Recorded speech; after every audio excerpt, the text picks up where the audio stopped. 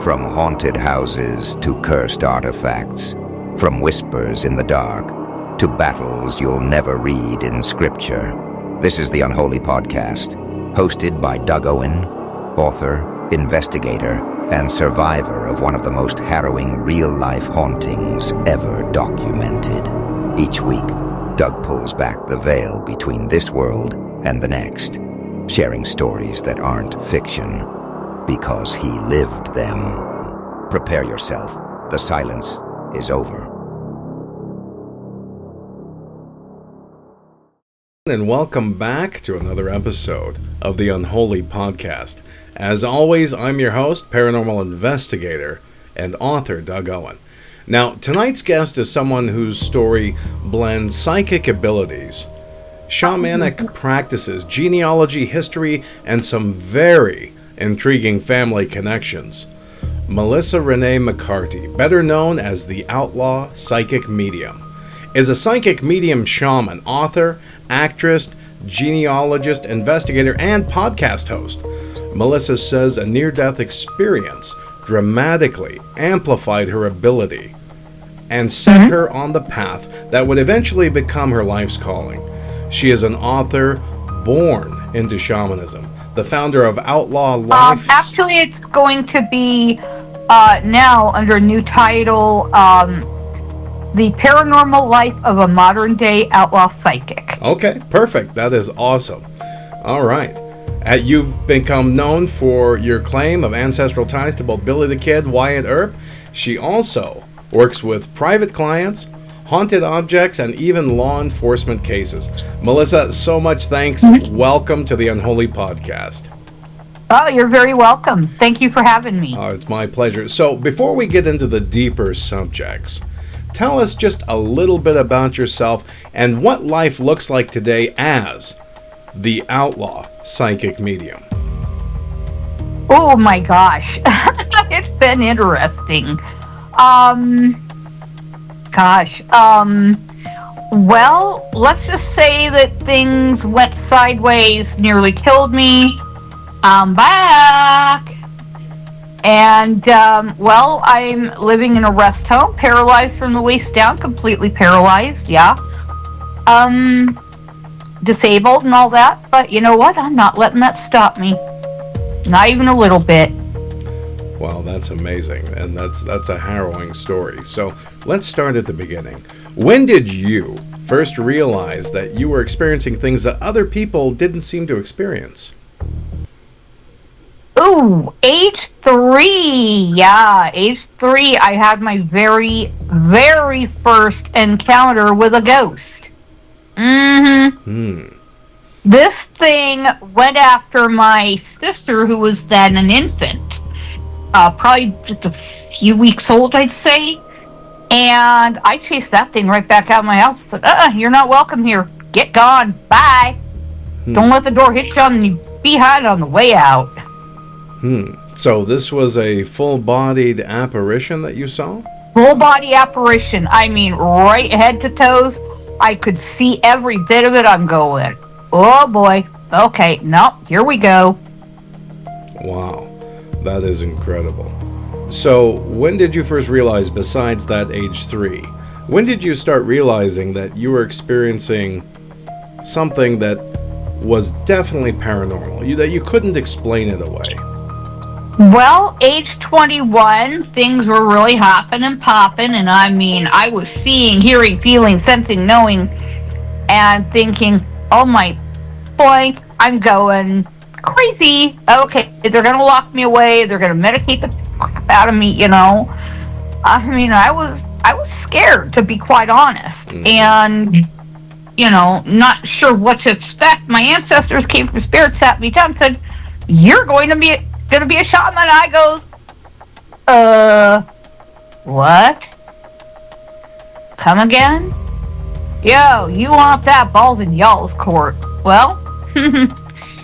Age almost 50 now, and well, here we are. Now, did your family accept these experiences, or were you met with skepticism? I was ostracized. I was laughed at a lot. I was, pretty much for lack of a better term, I was just, kind of left out in the cold, so to speak. People didn't like that much, that I could see, I could hear, I could feel, I could sense, I knew, it just was. And yeah, I was scared at first, but then once my ancestors sat me down and explained it, I goes, oh, okay, well, I guess it's not all that bad. Okay, so you've spoken publicly about near-death experience. Can you walk us through what happened and how that event changed your life? Oh my gosh. Well, I had come back from New Mexico and on a tourist trip, if you will, vacation, whatever you want to call it. And I walked away from my body. I said, I'm done with this thing. I walked away and went through what I can only describe as a portal, and I met my ancestors other side, and they told me what was going on. I goes, well, can't I stay though? I kind of argued with them. I said, I really don't want to go back there. They don't want me there. I don't want to be there. I don't want that body anymore. Ugh, yuck, that thing's nasty, And they said, no, you have to go back. And it was Billy that actually approached me first. And, he said, you have to go back. Your time is not yet here. Wait for me there until I return for you. And remember that my love follows you always. Okay. And my ancestors all chimed in, because saying, they told me that whenever I need them to just call on them, and they're going to be right here. Okay.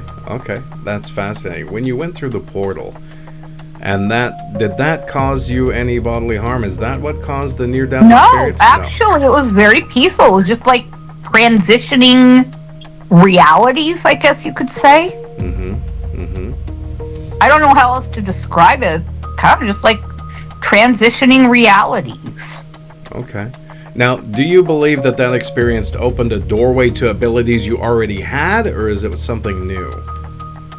No, I think it actually enhanced it, because I was kind of between worlds probably for about, I want to say 2 to 3 weeks afterward.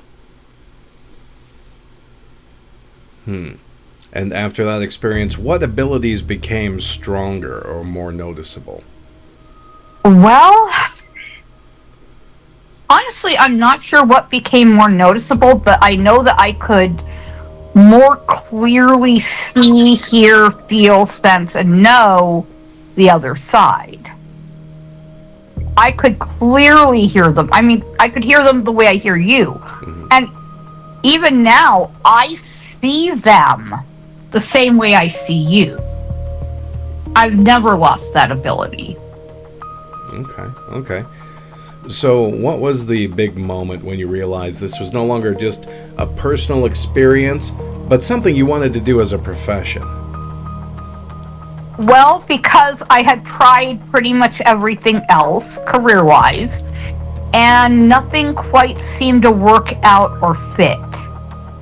And this just, I said, you know what? If I'm not going to be able to do anything else, then I would rather do what was already naturally given. So you've mentioned in the past that you're friends with Zach Bagans, and you used to be on his staff as the... Love ya! You used to be on his staff as a psychic consultant. Well, no, I wasn't on his staff. It was just I reached out to him and basically passed down my knowledge to him. Look where he's taking it. I'm so proud of him. Okay.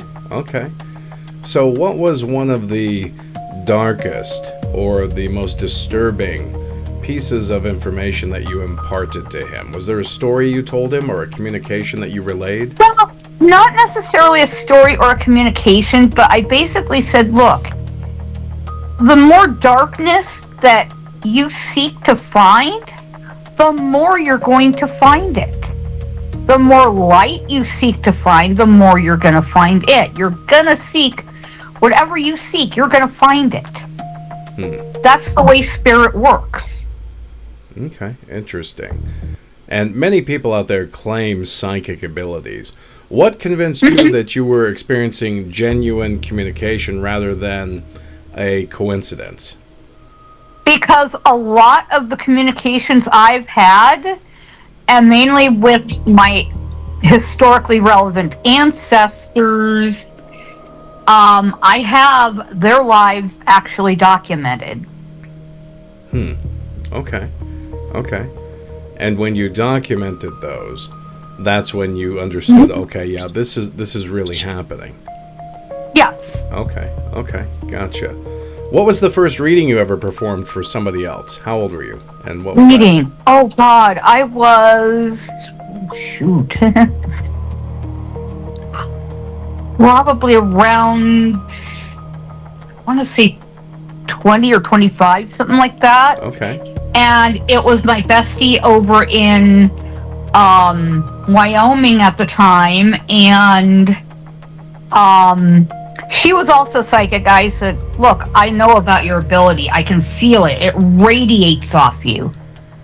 She goes, there's no way you could have known that. I goes, well, yeah, I mean, it's kind of obvious. Okay. I do the same thing. And having that mutual energy between the two of you, that kind of made you think, hey, this is legit. And she validated your ability by saying, wow, you couldn't have possibly known that.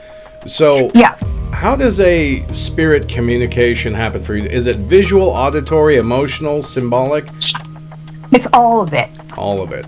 Okay. All of it. You see, hear, smell, feel, sense, know, the whole thing. Okay. And they give me information that I can actually historically cross-reference with actual records. Okay. All right. So, has your... basically the way of saying, see, we're real. Yeah. We were really here. We were real people in a real time. And we actually lived when we did. Yeah. That's fascinating. Has your ability evolved over time? Has it become stronger, more honed? Yes, in a way it has, because I don't just give out my energy freely anymore, not unless I feel like it's safe to do so. I've kind of learned how to put up boundaries, you know? Okay. What do you mean by safe? Well, I mean, there's certain people that I can feel their energy. I go, I'm not telling you jack nothing. Okay. You know? Okay, interesting. So somebody comes for a reading, they have a really negative energy aura, and you're just like, whoa, I don't want to become involved in that. Right. Okay. All right. Okay. I can do that, or I can say, look, I can read whatever you give me, like an object or a photo or something. I can read that, but I am not willing to read you. Interesting. And yeah, you've got to have boundaries, because there are a lot of crazies out there. You got to watch out. You got to protect yourself. You know, like, there's been people who say, oh, I'm skeptical, I don't believe you. I goes, oh, well, too bad. Guess what? You don't get read. See ya. Okay. All right. No, that's fair enough. So you describe yourself as a shaman. What does shamanism mean to you personally? What does that word mean? To me, it means working both with spirit and natural world, and mostly for healing energy, if you will, or healing things like teas and herbs and crystals and so on. Okay, interesting. So how does shamanic practice differ from, say, mediumship? Well, it kind of doesn't. It actually kind of, for me anyway, goes hand in hand. I can't speak for anyone else. I can only speak for me. Right. Okay. So the two are very, very similar then. Yes, because in shamanism, we do work with spirit. That's not a foregone conclusion. That is true. We work with spirit.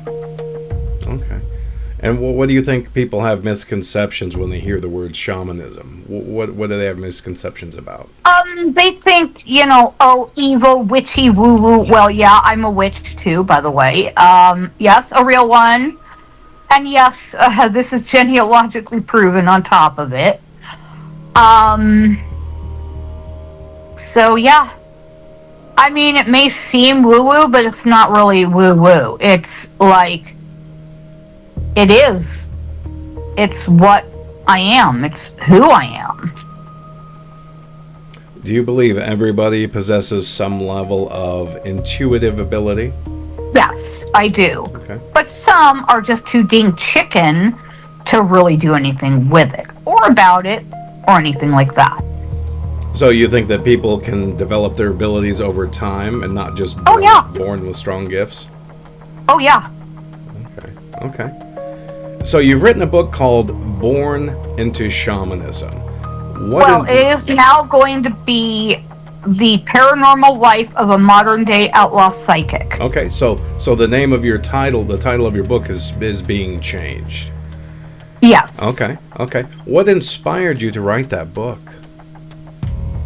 Well, all of the experiences I've had with spirit over 50 years, the story of my most recent past life, and combining the two to show the correlations between my current self and my past self.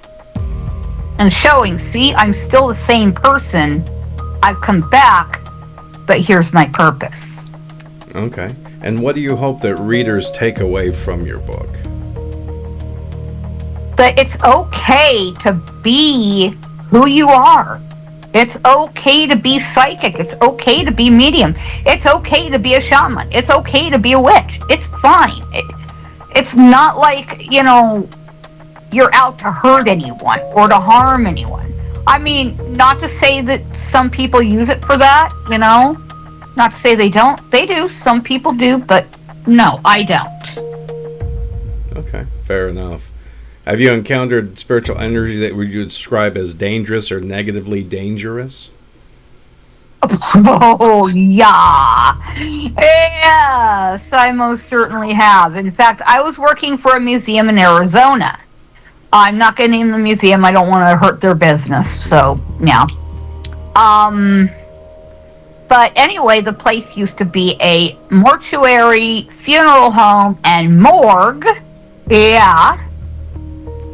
Before it became a museum. And the former funeral director haunted the place like crazy. He hated women. And guess who got the brunt majority of being picked on?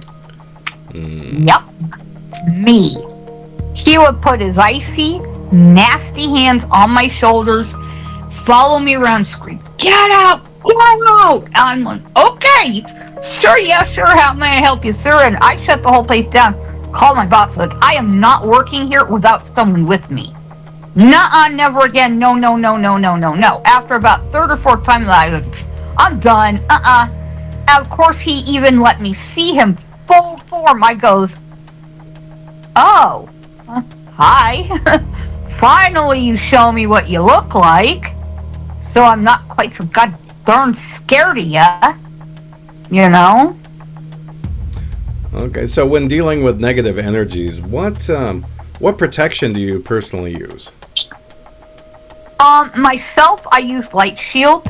It's something I've learned to develop. I had read some of Sylvia Browne's books, of course, Psychic and Medium. Hey, Sylvie girl. Love you, hon.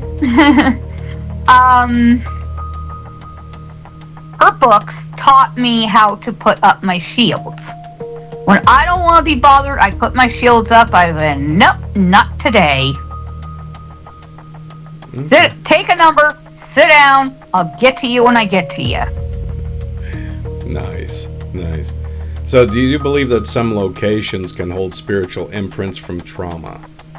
Oh, yes. God, yes. I believe it with my whole being. Absolutely.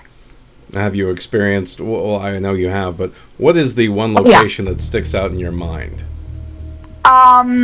I want to say the St. James Hotel. I was walking through the first floor hallway. I stepped right on a spot, and my whole lower half literally felt like it was vibrating, like I couldn't feel my entire lower half. And one of the, I guess, I don't know if you want to call her a historian or what, she was controlling me. I goes, who died on this spot? Who got shot or who got killed on this spot? I feel like it was like a gunshot because there was a real sharp pain in my lower back. Color drained from her face, her jaw dropped. She goes, no way you could have known that. I said, well, whoever or whatever is allowing me to feel how they died. And this is what I'm feeling. Who died on this spot? She goes, well, there was a man that got shot in the back and died in an adjoining room right on that spot. It was a dispute over a gambling debt. Okay. So this individual that got shot and killed basically let me feel exactly how he died. Interesting. Okay. Not entirely a pleasant feeling. So, when you receive communication from spirits, do they all speak to you at once and you have to kind of focus on who's talking, or is it one at a time? One at a time. Usually one goes first and then that individual lets the rest of them through, one at a time. Okay. Have they ever told you something that was so disturbing that you thought you might want to just go ahead and shut your powers off or walk away from this type of life? Never. No, because see, they know what I can handle and what I can't. Okay, interesting. Fair enough. So we're going to take a short break and we're going to be back. You're listening to the Unholy Podcast with author and paranormal investigator Doug Owen. If you're enjoying tonight's conversation, be sure to follow, subscribe, and share the show. You can find my memoir, The Unholy Silence, wherever books are sold. And if you've experienced something unexplained, paranormal, supernatural, or downright terrifying, I'd love to hear your story. Stay with us. We'll be right back. When the world goes quiet, the unknown speaks. Welcome to Unexplained Radio, your home for the paranormal, the mysterious, and the unexplained. From chilling ghost encounters to cryptids, UFOs, and the darkest corners of human experience. This is where real stories come alive. Featuring a powerful lineup of shows, including the Unholy Podcast, bringing you raw, first-hand accounts from the edge of reality. Listen now at unexplainеdradio.com. Unexplained Radio, where the truth is never what it seems, and the silence is never empty. Every piece of equipment has to perform when you're investigating the unexplained. Cameras, recorders, EMF meters, but none of it matters if you can't get there. That's why the team behind the Unholy Podcast trusts Loya Tires in Nampa for every vehicle they drive. Their honest service, fair pricing, and commitment to quality have earned them a reputation built on trust throughout the Treasure Valley. Whether you're heading to work, taking the family on vacation, or chasing answers in the middle of nowhere, start with a team that puts your safety first. Loya Tires in Nampa. Trusted by families, trusted by investigators.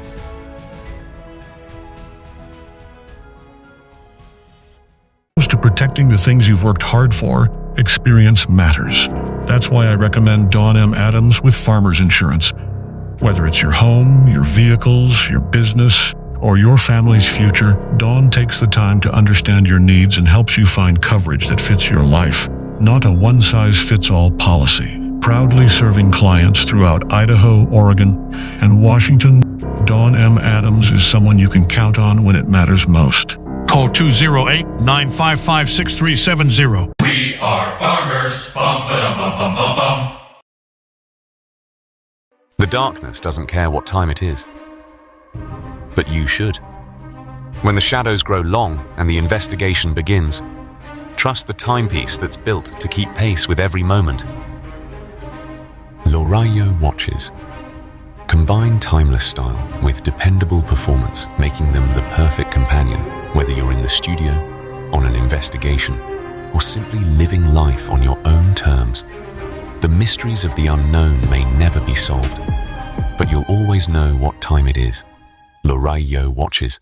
Proud sponsor of the Unholy Podcast and the Unholy Broadcast.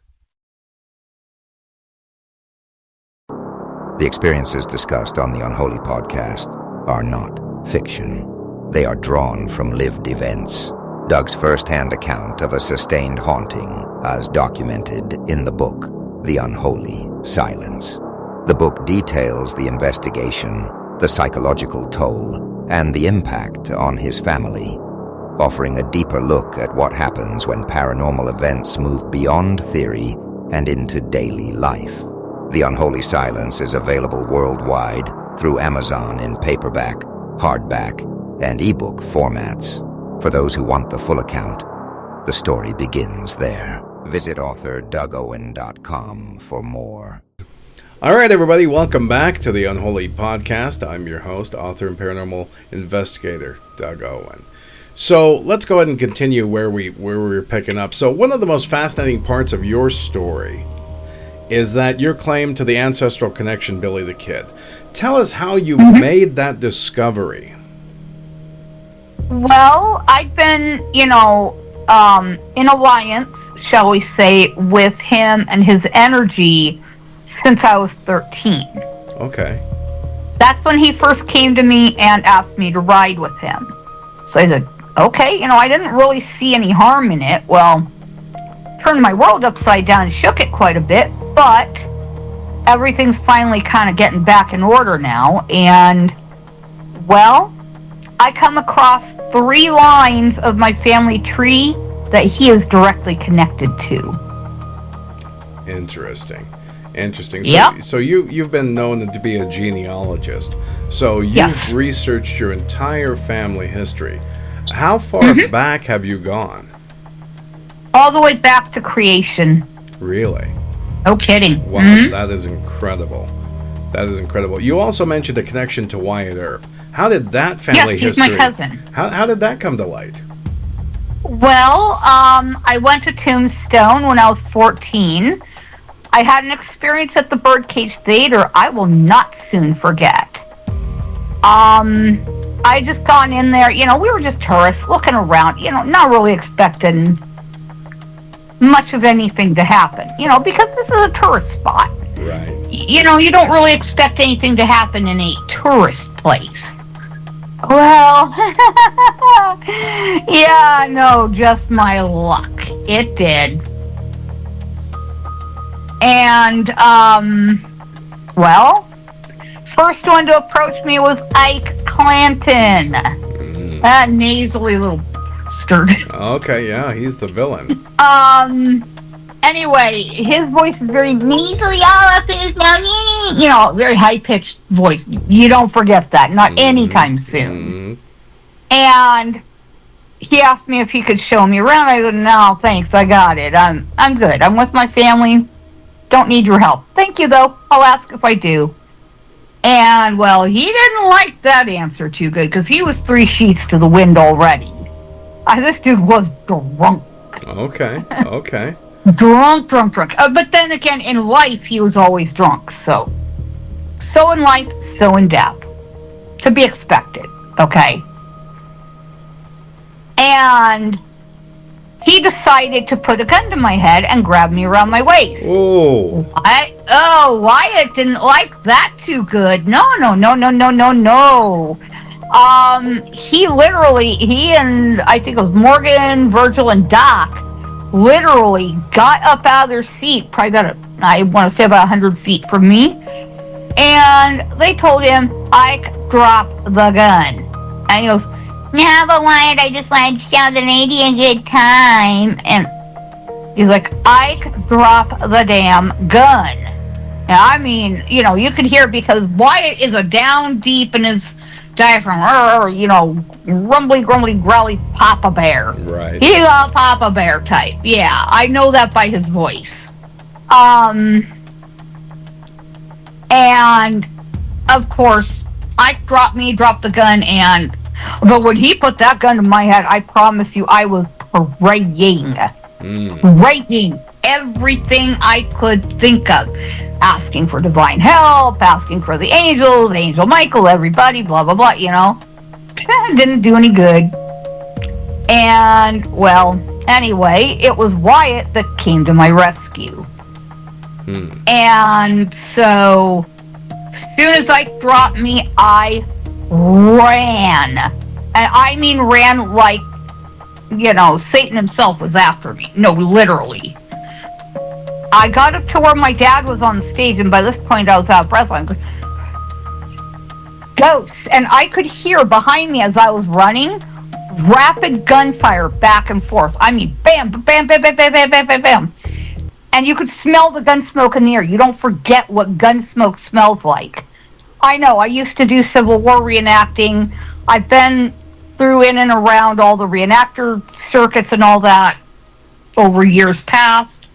So you get to know the scent of gunpowder pretty intimately. No, and absolutely. I mean, I was out of breath. I was like half panicked. He goes, Melissa, what's wrong? I goes, ghosts down there. And I pointed to where I had the experience. And he goes, what ghosts? Where? I goes, down there. Don't you see them? I do.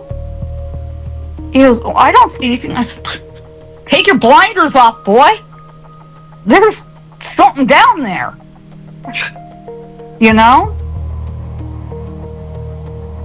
And so by the time I got myself back together again, I went back down there and goes, okay, what the fucking hell just happened here? And, Wyatt and Morgan, Virgil, and Doc came up to me and asked me if they could, be my escorts through Tombstone whenever I visit. I said, yeah. Someone offers you help like that, well, you take it. Any port in a storm, Absolutely. So and then, and they have ever since. And I even got to do the walk to the corral with them for the gunfight. Nice. That was fun. I would do that again in a heartbeat. I would absolutely do it again. And, basically, it was boots and spurs and, jangle bobs and, guns hanging proud. We were clearing them boardwalks. I kid you friggin' not. It was me right dead center. Wyatt was to my left. Doc was to my right. Morgan to my left, to his left.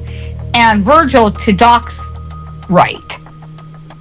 And then, of course, there was Billy on the other end of them. So, basically, it's like, yeah, our family coming through. And we were ringing them boardwalks. We was guns hanging proud, and everyone was clearing off. I mean, color draining from faces, eyes going wide, jaws dropping, drinks dropping, ice cream falling on the ground, dogs barking, kids crying. I mean, it was pandemonium.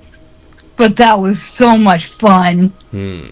That sounds like it's just wild. That is just it was wild. Amazing. That was a hoot. That was a blast. I'd do that again in a heartbeat. Nice. So let me ask you, as a genealogist, what have you learned about your family history that shocked you, that you didn't expect? Not really anything, actually. Okay. Going all the way back. Nothing shocks me. It's just like, I kind of go, okay, well, that's cool, right on. I kind of just accept it for what it is.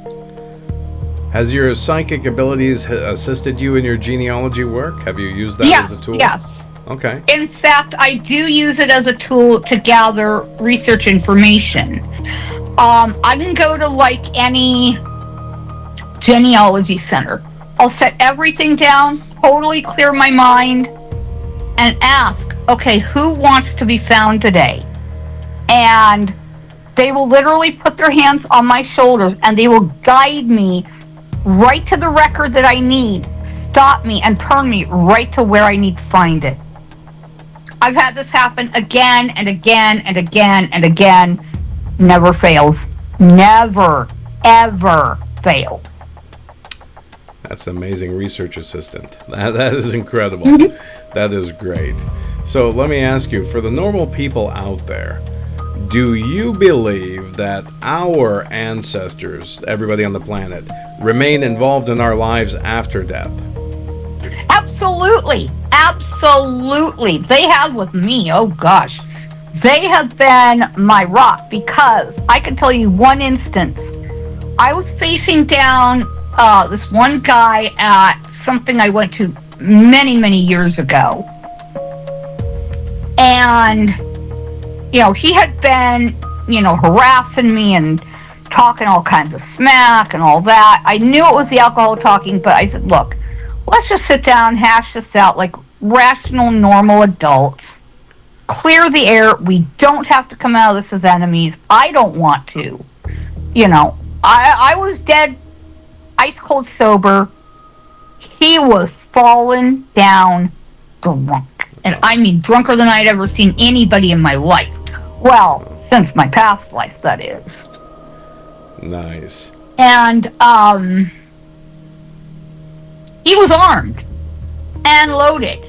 And I was armed but unloaded. I bluffed him with an empty pistol.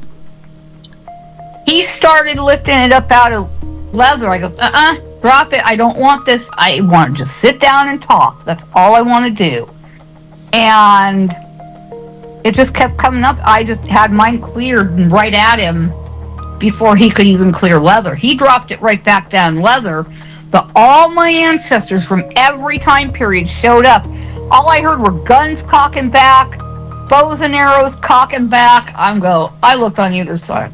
Oh, this dude just bought the farm. I was trying like hell not to laugh, Absolutely. Absolutely. All of them came to defend me. He looked on either side of me. He goes, I wouldn't have believed it if I hadn't have seen it with my own eyes. I go, that's what I thought. Nice. So in addition to the genealogy, you've also worked with haunted objects. What is the most unusual object you've ever investigated? Oh my gosh.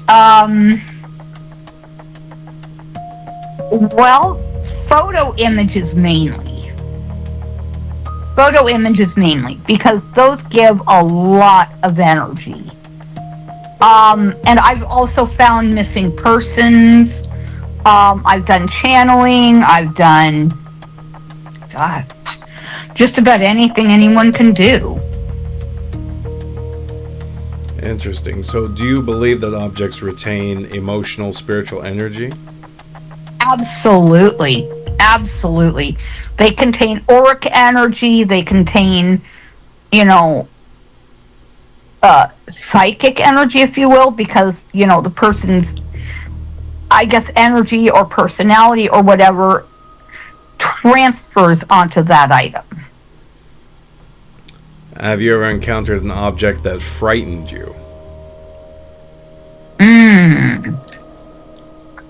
Yeah. There were some things I encountered at that museum I never, ever want to encounter again.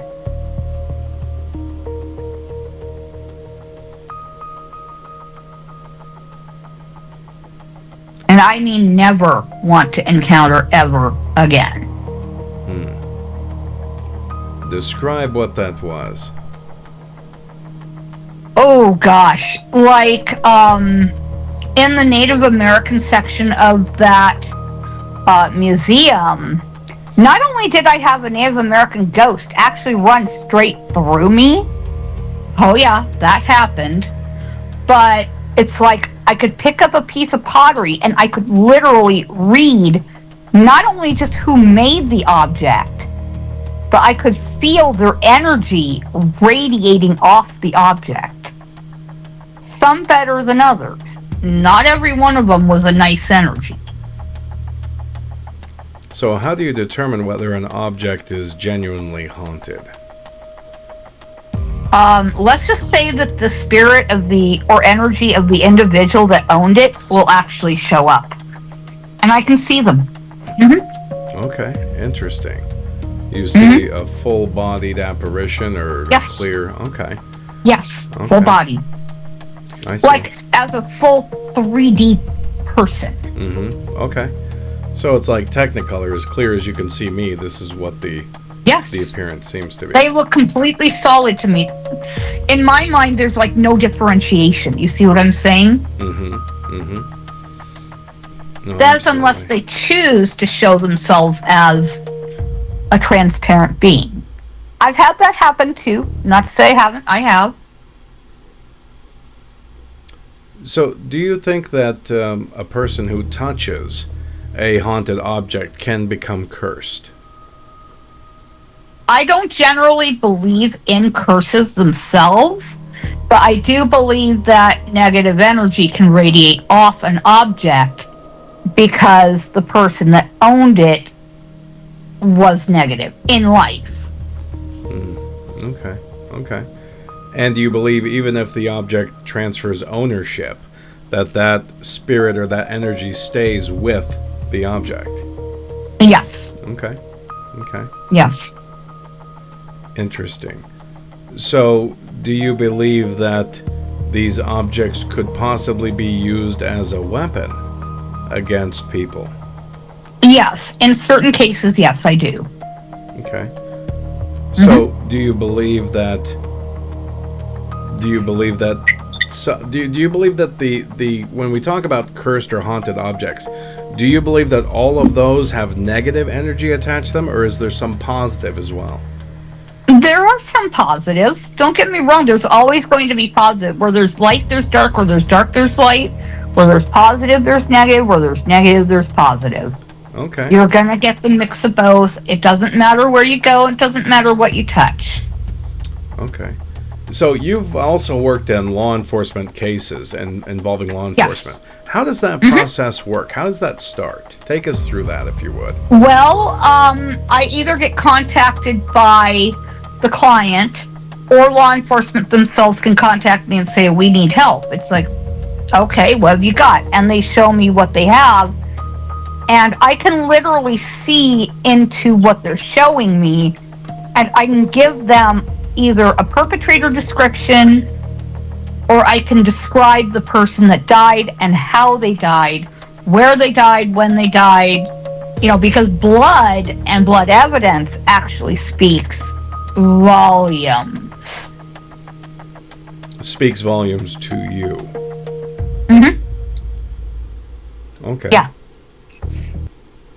So you say a stronger aura or a stronger energy comes from blood than something that doesn't have blood. Okay. Yes, because it holds the essence of the person who died. Okay.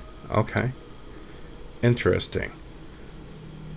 So, have you ever provided information? Well, I know that you have, but for listeners out there, have you ever provided information that was absolutely spot on, dead accurate, that was later verified by the authorities? Yes. Okay. Without revealing confidential details, can you share that case with us, or a memorable case? Well, how about this, for example? I was living in Taos, New Mexico at the time. The co-op, the electrical co-op, had been robbed. That was all it took, was for me to be here. We've been robbed. I step outside because at this point I felt like there was information incoming, and it came like a tidal wave, and I mean tidal wave. So I stepped outside, goes, okay, what you got for me, ancestors and guides? And so they told me everything. Well, about a year and a half later, even though I never got called by law enforcement to confirm, it came out in the paper, and every detail I got hit the mark. Interesting. And then there was another one, the Holy Cross Convent fire and murder case. I went to go say goodbye to the building because I had actually considered at one point putting my business in there because they were going to renovate the building. Well, some homeless folks got into the basement and started partying real hard, and 2 of them killed another one and hid his body in the basement. Wow. Torched the police to cover up the murder. When I got there, I said, oh, somebody died there. Okay. And I literally saw the person that had passed away in the building.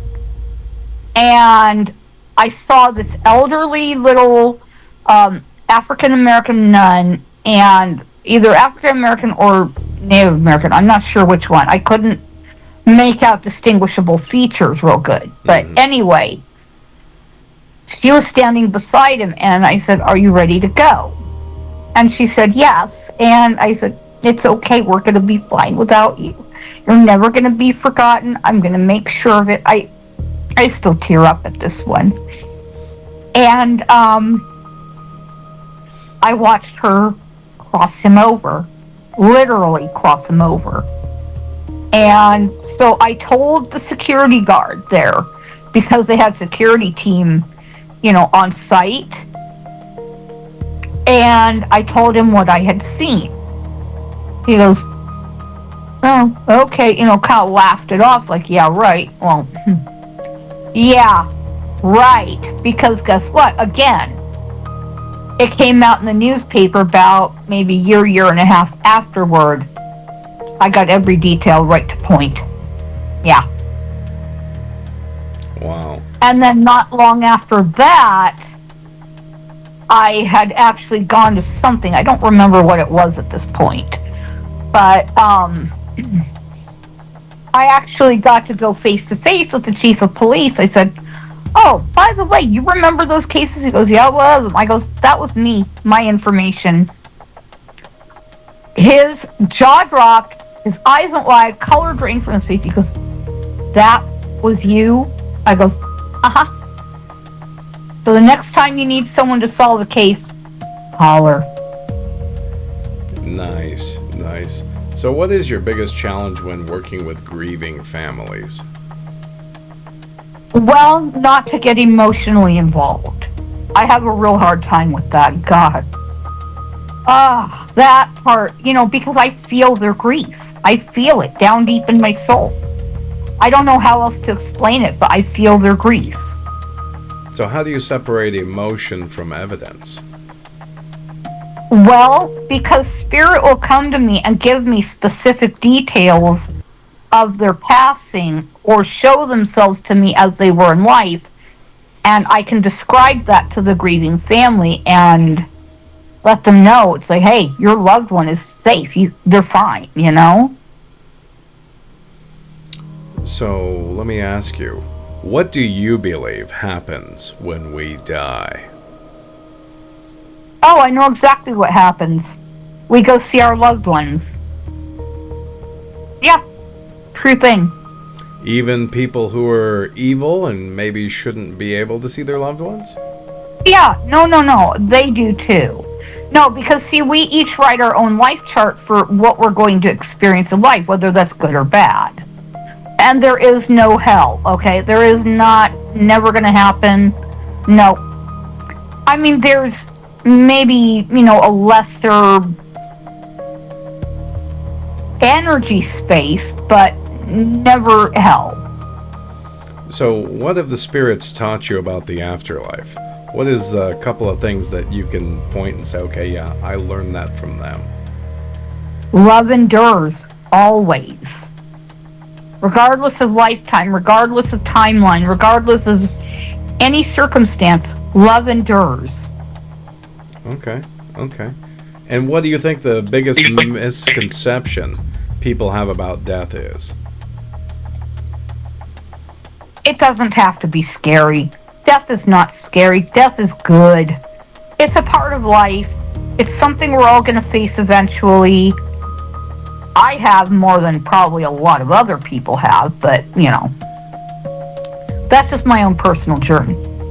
Okay. And have you ever received a message from a spirit that completely changed your belief? I'd say every experience I've ever had has totally changed me. Okay. For the better? For the worse? Oh, definitely for the better, because I understand humanity a lot better. Do you think that humanity is entering a period of spiritual awakening? Yes and no. Because there's a lot of factors trying to keep that awakening from actually happening. Okay. What are three of the factors? Well, one is that they don't want us waking up. They don't want us knowing that there are higher realms, that, you know, we can overcome all of this BS, as it were. Okay. And they don't want us paying any attention to anything but the negative, because that keeps all of our frequencies in a lower vibration. And therefore, we're much easier to control, subjugate, etc., etc. Well, this is one little outlaw that ain't going to be corralled so dang easy. Okay. So what concerns you about the world today? That governances are getting too big for their britches. Okay. All right. And let me ask you, what gives you hope? That more people are waking up to the part of them that actually sees and acknowledges spirit. Okay. And if you could prove just one paranormal phenomenon to the entire world, beyond a shadow of a doubt tomorrow, what would it be? That ghosts are in fact real. Okay. They're real. I've seen them with my own eyes. I've experienced them on and on and on and on and on for 50 years. So, you know, folks, there's nothing to be afraid of. Don't be afraid to die. Don't be afraid to live. Just live. And if you're going to die, die. I mean, it's simple as that. That's beautiful, and that was probably the answer to the next question, but I'll ask it anyway. What is the single most important message you'd like listeners to remember from tonight's conversation? Just don't be afraid of spirit or of death. It's a part of life. It's part of who we are. It's part of the cycles of nature. This is reality. Whether you like it or not, this is reality. We're all going to go sometime, and I've been to death's door and back 4 times. Yeah. I've been through, massive major earthquakes. I've been through tornadoes. I've been through wildfires. I've been through pretty much every weather phenomenon you can name. I've experienced almost everything you could think of. Don't be afraid of any of it. It's not out there to hurt you. It's out there to teach you. Okay. All right. Fair enough. So it's time now for my favorite section of the show. It's the Unholy Fire.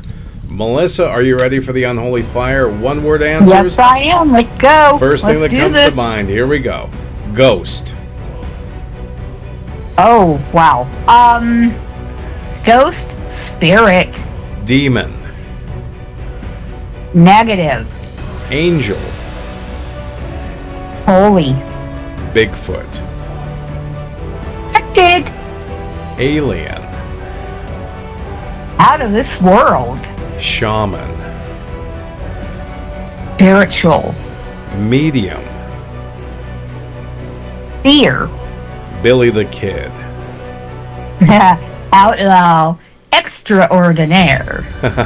Wyatt Earp. Tough as nails lawman. Mr. Papa Bear growly down in his diaphragm. Yeah, he knows what I'm talking about. Oregon.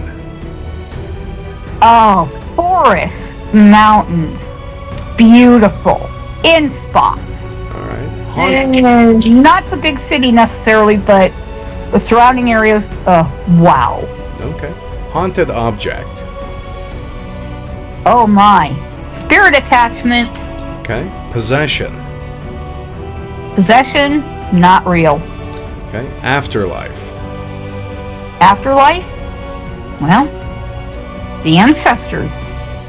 The way of the ancestors. Okay. Fear. Fear? Correlate. Death. Peace. Protection. Love. Psychic. Psychic? Second sight. Intuition. Knowledge. Destiny. Destiny? Your own path.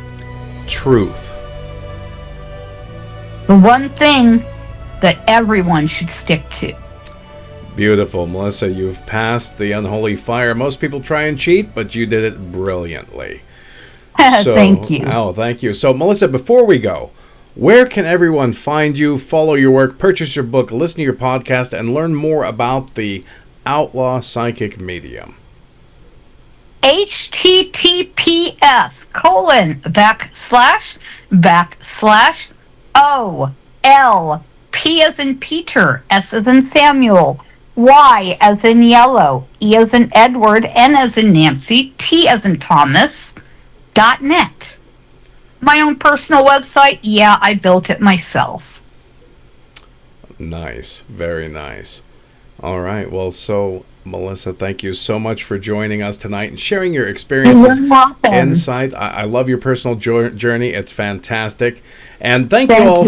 Oh, you are so welcome. I want to have you back on the show. An hour just isn't enough time. Oh, definitely. But, remember, whether you believe in ghosts, spirits, psychic abilities, haunted objects, or life beyond death, the most important thing is to keep questioning, because sometimes the answers are stranger than fictions. And as I always say, dear watchers, dear listeners, stay safe, be aware, and beware, because sometimes the silence is the most terrifying thing. You've just heard another chilling chapter of the Unholy Podcast, hosted by Doug Owen, author, investigator, and witness to the things most feared to name. For more real stories, cursed objects, and exclusive content, step deeper into the dark at authorDougOwen.com. Subscribe, share, and remember, some silences aren't empty, they're waiting.